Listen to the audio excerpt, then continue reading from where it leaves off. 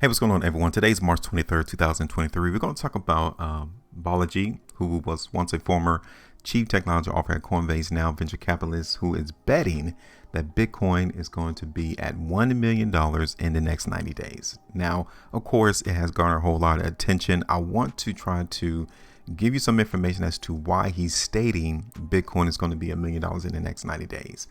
Let's talk about it. So first of all, there's one crypto analyst who goes by the name of Adam Cochran, who is betting against that Bitcoin will not be $1 million in the next 90 days and that this prediction is inaccurate.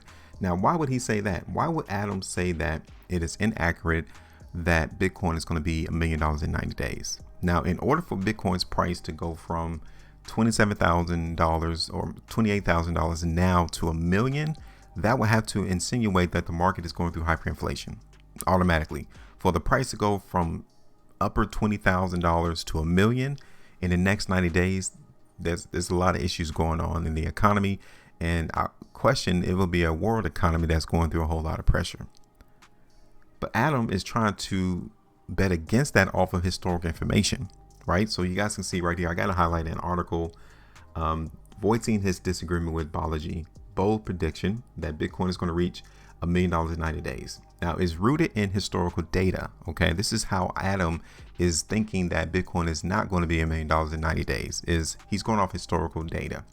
Now, he highlights that Bitcoin rally from 2020 to 2022 saw an increase of 547%, right? While the 2017 rally, which occurred at much lower price, only resorted into 1105, 1,105% gain. Take a look at Adam's tweet right here. So in order for Bitcoin to go to $28,000 to $1 million, you guys can see that's a staggering 3,600% gain in the next 90 days. Now, from historical information, yeah, that's unheard of. But also historically, we haven't gone through hyperinflation neither. See, this is what Balaji is trying to insinuate, that the financial situation globally, or even here within the United States, the money's not here. Many banks are insolvent and they know it, but they're just not telling the depositors that there's no money, or that their money is not in these bank accounts. This is what Adam is not thinking about, that he's trying to relate historically. Yes, during these time frames that Bitcoin back in 2020 to 2022 and even 2017, we wasn't going through hyperinflation. This is why Balaji is stating that Bitcoin is going to be $1 million in 90 days, because we're about to hit hyperinflation. So is Adam right, or is Balaji right? Time will tell. Will Bitcoin hit exactly $1 million in 90 days? That's hard to tell. That's hard to predict. But will price go up? Will the value of Bitcoin increase? Inevitably, to me, yes. Because it's going to be used as a safe haven to people place their funds, especially if there's no money in these banks today. If these banks are insolvent, then yeah, Bitcoin is going to be one of those places that people are going to place their funds, because governments cannot get a hold of that money, of this asset. They have no control. Your money is safe in Bitcoin. So let's look at this article right here from CryptoPotato. Okay. Crypto Twitter betting on hyperinflation, capitulating Bitcoin to $1 million in 3 months. Okay. So here it is. We have James Medlock. Okay. He's betting against Balaji. So here's the tweet right here. This is what Balaji tweeted. Yes, just moving money for the bet. We can do it via smart contract, but for simplicity, old-fashioned escrow may work. The escrow person would need one BTC address and one Ethereum address for the USDC stablecoin. The assets will sit on chain for 90 days if Bitcoin is less than $1 million in 90 days after. Okay. Now, this is what Balaji is going into why Bitcoin is going to be worth $1 million. Now, is it going to be exactly $1 million? Who knows? It might be 100,000. Before prices right now, $28,000, $100,000 is even a good return from that standpoint too. Now, I highlighted it. This is what Balaji is saying. They hid their insolvency from you. Talk about the depositors. Talk about these banks. And they're about to print $2 trillion to hyperinflate the dollar.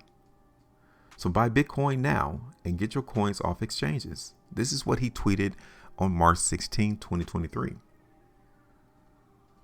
He sent out another tweet the next day. The banks are insolvent. We should have learned to distrust bankers after the 2008 crisis. Back then, they used complex language to hide the simple fact that the mortgages were bad. And today, they're doing it the same way. But this time, they're hiding the fact that the money is gone. Not in one bank, in all the banks. And they knew this months ago. This is what he's saying. So here's the tweet right here. Why was this banking crisis such a surprise?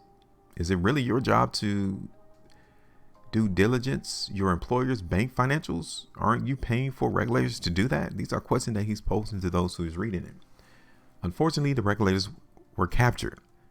As these posts from September 2022 and November 2022 show, regulators like the FDIC and the Fed knew that SVB, Silicon Valley Bank, and hundreds of other banks had less assets than their liabilities, i.e., your money's not in the bank. In other words, the banks didn't have your money. They intentionally use accounting tricks, hiding their insolvency. They use different tactics to act like their money is good, act like they're making money, act like their assets is greater than their liabilities by an accounting trick. And the regulators let them hide that in the footnotes. What the regulators didn't do was notify you. Now, their job is to regulate. And if they knew that these banks were hiding, that they were insolvent in some type of accounting trick, why would you expect them to do anything to benefit you as the depositor? They're working for the banks. They're working for the Federal Reserve. They're working for the federal government. They did not notify you, the depositors, that all of your money was gone. You paid for all the regulation and got none of the consumer protection. So now, what about the 90 days? Where is Balaji getting 90 days from? He's getting it from here. FedNow. Take a look. FedNow. The Fed announces launch timeline and pricing. So from now until July, which is around 90 days, there's going to be some tumultuous situations going on in the financial system. And in order for the governments, the federal government, Federal Reserve, to institute a brand new system, you usually got to have some type of crisis going on. And this particular system right here, FedNow, is going to be used as the life raft, right? The long wait is almost over. The Fed is aiming at officially launching FedNow between May and July of 2023. And the Fed recently announced the price tags that will come along with it. FedNow, right here, is an instant payment system largely meant to introduce some competition and serve as an alternative to existing payment rails, such as those offered by real-time payment from the clearinghouse, ACH transactions, etc. FedNow will process payments around the clock every day of the year. Payments through FedNow will also be processed instantaneously and in real time, whereas even same-day ACH transactions may take several hours to settle.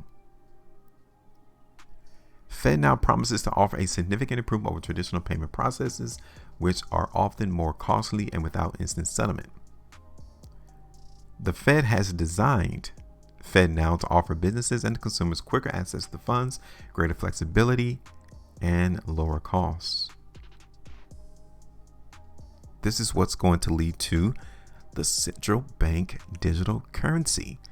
This is going to be the rail, FedNow, to which the Federal Reserve, the central banks, will be able to institute their central bank digital currency. Why do you think the FDIC is backstopping all of the deposits over $250,000? Because the money, even though it's not there, even though it should not be insured, they're going to use it for the central bank digital currency. It's all coming together. And this is why Balaji is saying that Bitcoin is going to run to $1 million in the next 90 days. It's because hyperinflation is going to push and increase the value of everything. Are you ready? Now, you guys can see from my price prediction that I'm still bullish into the market in Bitcoin. Now, am I saying that it's going to hit $1 million? No. But I do think if the reverberations of these bank collapse, bank failures continue to happen, and we continue to see information that the money is not in these accounts, yes, Bitcoin is going to go up quick and quickly, and probably as quick as what we haven't seen before. And I don't think a lot of people has considered what Balaji is trying to say. Exactly at $1 million? Yes, I think that was a marketing ploy to bring eyes to this attention of your money not being in these banks. I think that's pretty much the gist of why he used that particular notion, and he put $1 million on the line. I get it. But that $1 million could possibly save hundreds of millions of individuals' money because they got wind of this way before it occurred. So that's just my thoughts. This is my opinion. Give me yours. Make sure you maintain the profitability. And as always, trade different.